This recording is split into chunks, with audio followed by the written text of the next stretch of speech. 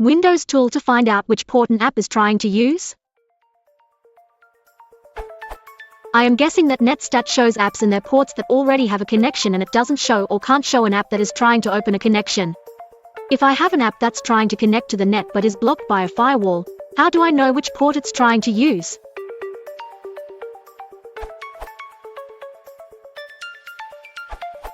You can use view from Microsoft/sysinternals. If you find it difficult to capture the port opening with that utility, then the best bet is to install and run Wireshark to get a network trace. Assume you aren't talking about a local software-based firewall.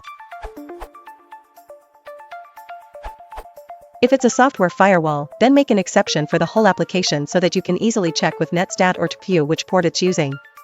After that, you can remove the exception and add a rule for that specific port.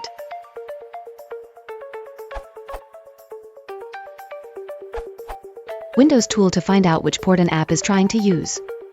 Nersoft's CurPorts, network monitoring software that displays the list of all currently open TCP/IP and UDP ports on your local computer. For each port in the list, information about the process that opened the port is also displayed, including the process name, full path of the process, version information of the process, product name, file description, and so on, the time that the process was created, and the user that created it. CurPorts allows you to close unwanted TCP connections, kill the process that opened the ports, and save the TCP/UDP ports information to HTML file, XML file, or to tab delimited text file.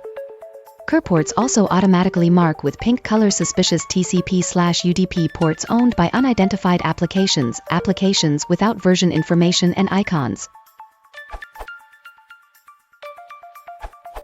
From the command line you can use. Then look at the task manager to see which PID corresponds to which port.